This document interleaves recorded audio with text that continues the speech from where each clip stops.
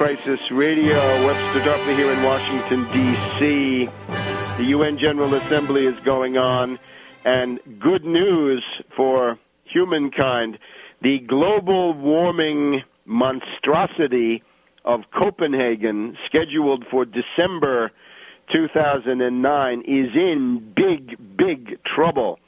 This, of course, was the attempt to strangle worldwide economic development with a carbon tax, obligatory binding carbon limits that would essentially undermine national sovereignty everywhere under the cover story of this lunatic theory that carbon dioxide and related carbon emissions are somehow changing the weather.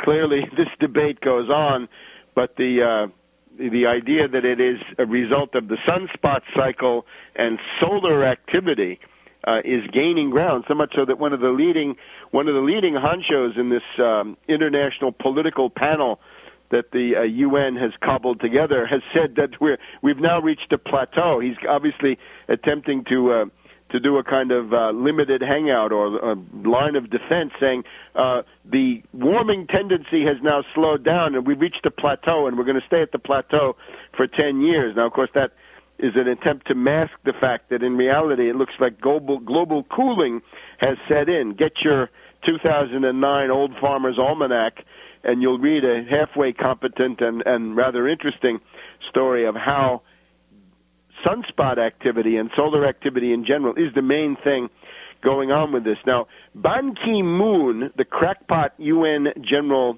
Secretary, has called a meeting of heads of state, an emergency global warming carbon footprint summit for New York, featuring Barkey, featuring Obama. And the attempt was there to launch a new round of hysterical global warming rhetoric, but the conference is in trouble. Let's look, for example, at the speech by Chinese President Hu Jintao to the General Assembly in New York this week. He says, yes, we in China are willing to do all sorts of things for global warming and on, but there will be no binding carbon limits. And we know that there was this interesting convergence between China and India, found a common front, saying that they reject the attempt to strangle their economies and to throttle their economic development under the cover of this reactionary myth of global warming, a legend agreeable to rich elitists, to parasites, and to other very comfortable rentiers, but obviously not good for the poor people of the third world, people who get by farming maybe 1/3 of an acre in India and who have to use treadles, right, treadmill operated pumps to get some water up to have a vegetable garden and eke out a miserable existence based on this. The proposition is clear. The global warming carbon limits mean that world economic development will stop. There will never be development of the third world, and the genocide will go on. It's 30 to 40,000 die every day from this, and it's increasing. 1 billion people with a B are on the verge of starvation. They're hungry and could fall into starvation at any time. The Waxman-Markey monstrosity here in the United States, if this were to pass, the export prices of U.S. corn, important for Latin America, U.S. grain, important for the entire world, would double at least.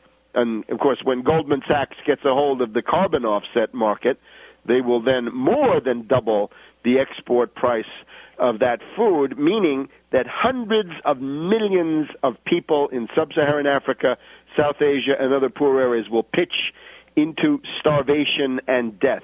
It is an ultra-Hitlerian genocidal project, must be stopped. Now, Waxman-Markey, this cap-and-trade, cap-and-tax monstrosity, is bogged down, but there will now be an attempt by the global warming fanatics to push aside everything and say we've got to go on to Copenhagen.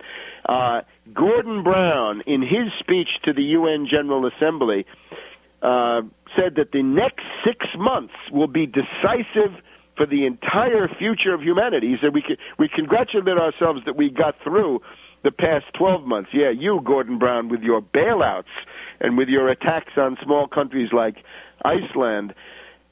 Now he says the next 6 months will be even more decisive, because if we don't have a global warming treaty in place by 2010, it's essentially the end of the world. It's all over. And they trot out various island dependencies of the British Empire to say we don't want to go under the water. I don't think that the evidence on that is at all conclusive. So we also then had Obama's speech to the UN General Assembly. Obama is presiding over a meeting of the UN Security Council where he will preach the doctrine of nuclear disarmament. Now, this takes us right back to Carter.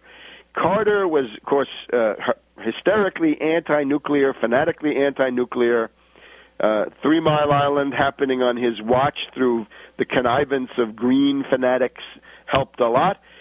But with Carter, you could see how the rhetoric of disarmament could be used as a powerful political weapon. That's what Obama is trying to do. That is also what Gordon Brown is joining in on. Gordon Brown says the United Kingdom has 4 Trident missile-firing submarines. We are prepared to go from 4 Trident missile-firing submarines to only 3.